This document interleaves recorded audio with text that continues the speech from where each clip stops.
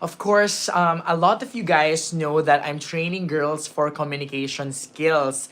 A part of it is personality development and their com skills in general, including yung on how they answer and approach question and answer portion. Alam nyo, in a certain pageant, especially Miss Universe, Q&A is very, very important. It's what I say, the make or break of a certain girl. This is that moment wherein a certain girl, whether a front runner or not, can do so well and might end up clinching the crown for that particular pageant. At syempre, masasabi ko na ito yung moment wherein a certain frontrunner may falter and end up being a runner-up instead of getting the crown. And there might be dark horses in the competition who might snatch that crown from the head of the frontrunner and take it all in. Especially, ang isang best example natin dyan would have to be Mpula Kwelagobe of Botswana in Miss Universe 1999 episode kung saan siya ang kumuha at umagaw ng corona from the heavy favorites in the name of Miriam Kiambao from the Philippines, who ended up first runner-up at that time, and si Diana Noguera from Spain, who ended up as second runner-up in that edition. Mpula Kwelagobe did answer that question, yung if Miss Universe were to be pregnant during her reign, should she continue? Why or why not? Napaka-controversial question at that point in time. But of course, right now, because of the inclusivity and all the changes of Miss Universe organization rather, yung tanong na yan is no longer debatable at all. Ayan ang masasabi ko. Some of the most outstanding Miss Universe winners who answered questions very, very well were Zozie Bini Tunsi, who cemented her spot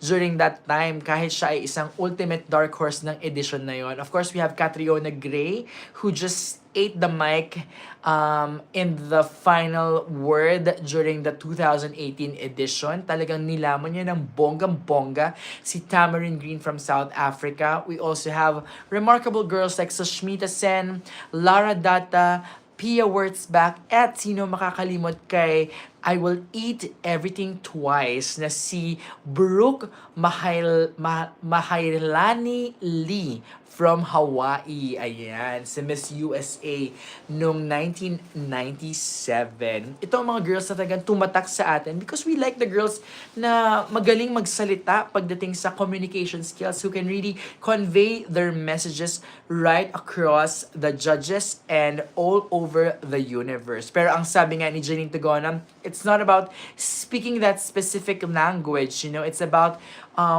showing and conveying what's in your heart. That is Miss Universe. Okay, so right now we will be deciphering, digesting, digressing, at hihimay-himayin natin in short ang nangyaring Q&A ng top 5 ng Miss Universe Philippines 2024. Was it solely based in Q&A alone? Malalaman natin by the end of the videos. Now we begin with the first girl. We have Atisa Manalo, Quezon Province.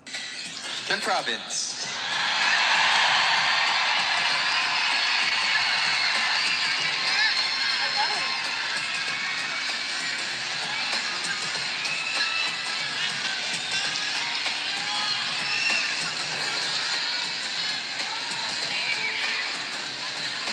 Okay, this is a good one.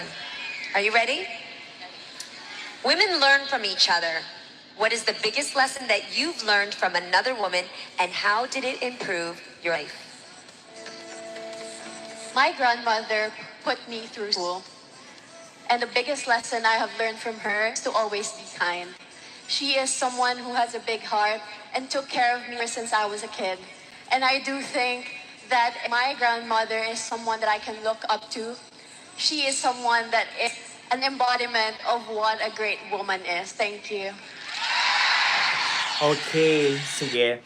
So, at that point when Atisa was asked, I already knew that parang yung level of difficulty ng Q&A nila was very on a personal level, no? The questions were mostly about women and about inspiring other women and about showcasing and delivering your relatability and your life struggles. So, nung tanong pa lang ni Atisa Manalo, I already had a sense that the questions were kind of easy and very, very personal, no? Kaya I was very surprised that some of the girls, if not all, were not able to give a remarkable answer. Yung sobrang with substance and depth. Because it was very generic. The questions were all very, very generic.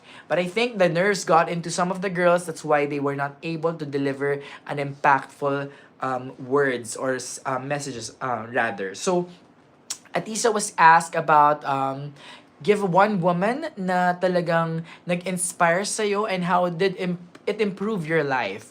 So Atisa did mention about her grandmother sending her to school and that her grandmother has taught her to be kind and that her grandmother is the embodiment of the woman that she would want to be.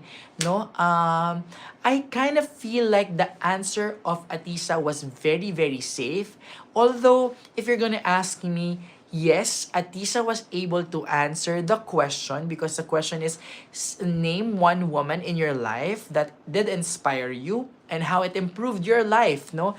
I wish that sana Atisa could have elaborated a lot of things that her grandmother have inspired her, have motivated her in so many ways, knowing that Atisa for the past 6 years of waiting again before she finally said yes to join Miss Universe Philippines, she became an entrepreneur. She was able to establish a lot of businesses in the metro.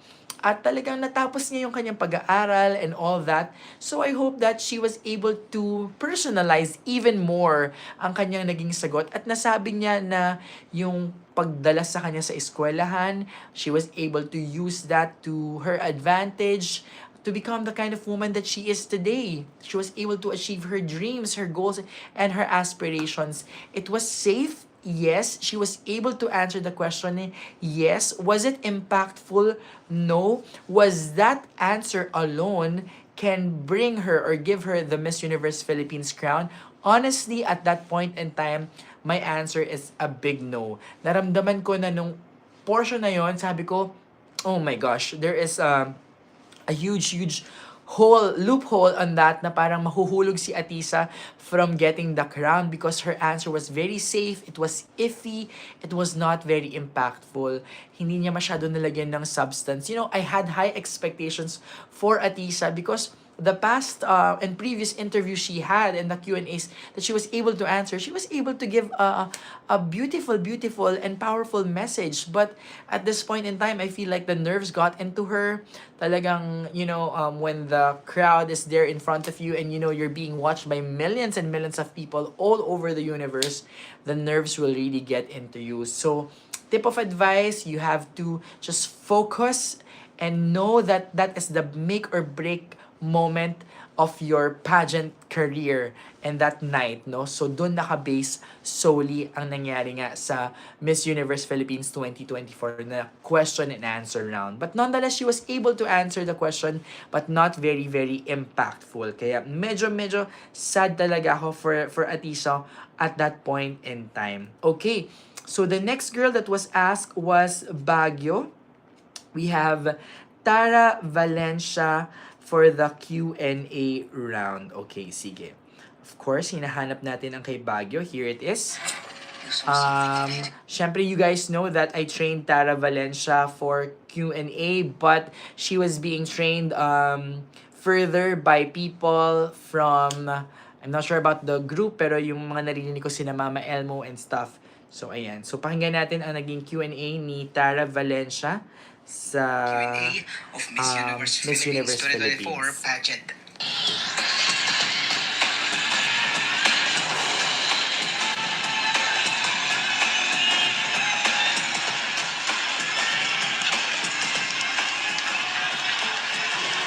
Okay, here we go. What is your breakthrough or big achievement, and how did it improve you as a person? Being here in this prestigious pageant or the Miss Universe Philippines 2024 is my greatest achievement. The Tara before is someone who doesn't really who really limit herself when it comes to her achievements. Where I step here in this Miss Universe Philippines and I see the transformation, the improvement, and how I was able to become an inspirational woman that I am now. And that is something that I will be proud of after this journey. Thank you. Okay, sige. So the question to her was, name something in your life that you were most proud about, no? Your biggest achievement in life, and how did it improve you as a woman today? So very, very good si Tara because she was able to answer directly. It was straight to the point, right there and then. She did mention an achievement in her life, which is joining Miss Universe Philippines and known to be the prestigious pageant in the country, no? And then she cited an example that she is very happy with the kind of transformation she had here because the Tara before, so she compared herself before, the Tara before was would always limit herself in achieving her dreams. But today, she had this transformation. She enjoyed this journey of hers, and that she will be proud of herself even after this journey because nag-iba nga siya, no? She transformed into the kind of woman that she is proud about after joining Miss Universe Philippines. If I'm being nitpicky, yes, the intonation, the pronunciation, and the choices of words were not very, very good on Tara. I still also think that the nerves got into her again once more. Yan ang pinaka Waterloo talaga ni Tara Valencia when it comes to communication skills. She's always afraid to speak what's in her mind. Napangapangunahan siya ng kaba.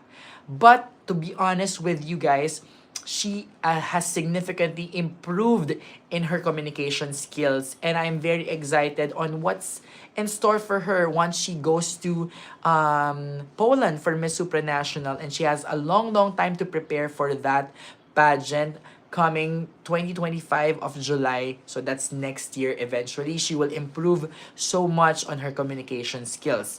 So, did Tara answer the question? Yes, she did. Was it impactful? No, it wasn't because she was not able to provide us some sort of depth, some sort of learning from her answer. Was it safe for her? And was it enough to secure the crown? The answer is no, no? She stuttered so many times. Ang problema sa kanya kapag may gusto siyang sabihin pero nagkakamali siya, she used the word I. So narinig ng mga tao, narinig ng judges that there was something wrong about her answer. I always tell her to say instead, rather, or in addition, or moreover, to sound as if she knows what she's talking, to sound as if she knows what she wanted to deliver to the judges and to the rest of the audience. But nonetheless, she is significantly improved her com skills. We're happy about that.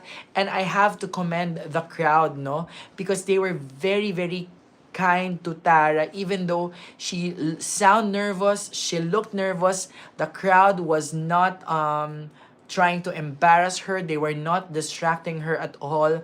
Everybody just waited for her to finish and deliver her message. So kudos to the crowd that night, last Wednesday, for providing Tara that ample time to think and deliver her message. Ayan. So, safe to say that Tara at that point in time was not able to secure her spot in getting the crown. Alright, sige. So we now move on to the next girl who, by the way, did answer the question with so much confidence and so much power.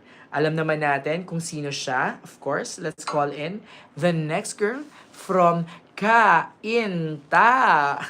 Very witty talaga tong si Stacy Gabrielle.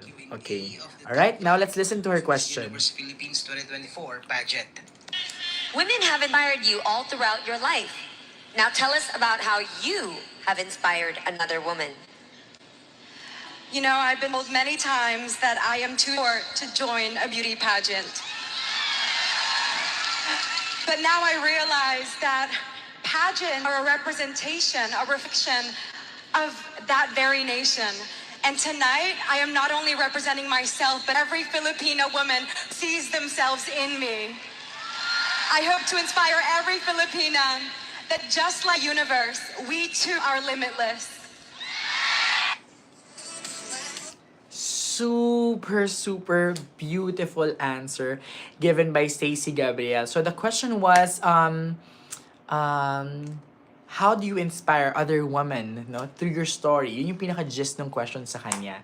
And I like it when the girl would touch on their personal lives. So Stacy touched a very, very controversial issue about her.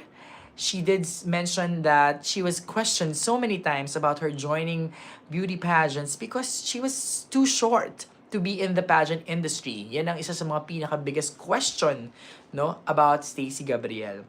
And then she said na, you know, I realized that pageants is actually a representation or a realization or reflection of that certain nation. Napakagandang statement ng sinabi ni Stacy because it's true. Every woman there in the top 5, top 20, even top 10 is a representation of the Filipino women that we have in the society today. Napakaganda. Very, very strong statement. And she did mention there that I joined because I wanted to be that representation of every Filipino woman. Yan ang like ko sinasabi sa mga girls sa com skills category, no? If you want to inspire other people, make them see yourself through or themselves through you. No, you'll mirror them. At napakaganda ng statement na yon. And sabi niya that like the universe, you too can be limitless. Sobrang ganda. Very, very beautiful. That's how you end a question and answer segment with depth, with substance, with learning, with inspiration. Doesn't sounding too cocky, but very, very motivational. Kudos, salute to Stacy. You know, she really has one of the best, if not the best, speaking prowess in this batch of girls. And I'm so, so glad to have met Stacy Gabrielle. I've believed in her at talagang alam kong she's a firecracker at kayang-kayang bumula ang bibig nito. So at that point in time, knowing na tatlo na ang nakasagot, I said that Stacy might end up as either first runner-up or the winner of that edition with that answer alone. So napakagaling, napakalinis. Did she answer the question? Yes, she did. Was it impactful? Yes, she did. It wasn't impactful. Was it safe enough for her to get the crown? The answer is yes. Very, very big yes. Okay, now we proceed to the next girl who happens to be the winner of the edition. We have Chelsea Manalo from Bulacan na talagang, I must say, also proved to everyone that she is an eloquent speaker. Okay, sige. Now, let's listen to Chelsea Manalo's answer in the top 5.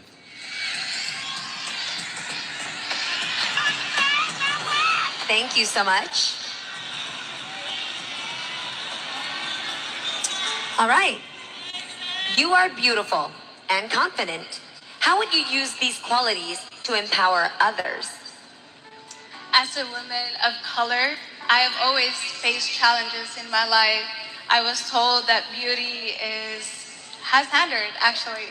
But for me, I have listened to always believe in my mother, to always believe in yourself, uphold the vows that you have in yourself. Because of these, I am already influencing a lot of women who are facing me right now as a transformational woman. I have here 52 other delegates with me who have helped me to become the woman I am. Thank you. Super beautiful answer given by Chelsea Manalo. So, nung time na tinanong sa kanya yon, you're beautiful and confident. How will you inspire other people through this? Sabi ko, oh my gosh, ito na yung tinatawag ni Sushmita Sen that if the stars will align to the girl, then the crown is bound and meant for her. And I must say that when she picked that question, it was really destined for her because it really did tackle about her being a woman of color. And I'm so, so glad that Chelsea did touched that in her answers to that question. And she started with a very, very strong statement and said that, um, as a woman of color, I have been questioned so many times, no? Because in society, there's really a beauty of standard of beauty naturally, and we all know that the society did set a standard. There's a certain norm for us on what beautiful is. At talagang right now, yung mga black propaganda, yung mga movement about black people is still very debatable and very, very timely. So I'm glad that she had this courage to touch that very, very important issue in the society today. At sinabi niya doon that with the values that she has, that she all she needed was to believe in her mom, to trust the principles that she has, to believe in herself. Napakaganda, no, ng upholding and upbringing ni Chelsea Manalo, even though she was half black, half Filipina. That was very, very beautiful of her to touch her values, and that she had a very beautiful upbringing since she was a child. At sinabi niya doon that she wanted to be a transformational woman that she is today with the help of her other 52 pageant sisters, that she became the kind of woman that she wishes to be today. Super powerful, sobrang impactful. It was personal, and I always tell, if it's a personal experience, you can never go wrong in answering that question. Was it enough for her to get the crown at that point in time? Honestly, she was my clear winner already. Sabi ko, this girl had that Layla Lopez black girl magic of Zozie Bini Tunsi all in one that night. She got it. She really got it. Kaya talagang hinihintay ko na lang si Christie McGarry to answer the question para malaman ko where Chelsea would place, either first runner-up or the winner of that night. If it will only be solely based sa question and answer portion, which is actually it did, no? Doon talaga sila nag-base. So last girl to answer was Christie McGarry from Taguig. Ayan. Sige. Okay. Ooh, I like this one. What is the biggest challenge you faced as a Filipino woman, and what do you do to hurdle the challenge? I think one of the biggest challenges that Filipino face today are being limited by still being shadowed by, unfortunately, men or in society. But I think my platform and me standing here in front of you today, I can encourage women that you too can stand up, you can be strong, you can be powerful, you can own your own destiny, like I plan to tonight. Okay, no? So, ayun na nga. Yun ang naging sagot ni Christie McGarry sa kanyang Q&A. So, she was asked about her your own personal struggle, and how were you able to hurdle that. So, I was expecting Christie McGarry to actually give a personal experience or her own personal struggle in life. But what Christie did in attacking this question was she did mention about a Filipina's struggle in general. She did mention that Filipina of today are facing the reality that they're still being overshadowed by men in the society today, no? So at that point in time, I already felt that, my gosh, did Christie misheard the question? Did Christie overheard it or overthought of the question? Or was it really number two? Was it really, or number three rather, was it really that thing na parang wala bang naging struggle si Christie in her life, because we know that she comes from a comfortable life rather, and that she had no struggles, personal issues in her life at that point in time. Honestly, I feel like Christie's nerves got into her, because we know how powerful she is and how good she is in communication skills. So maybe her nerves got into her, knowing that she's the last girl to be called in the Q&A, and that the rest of the girls were relaxing already at that point in time.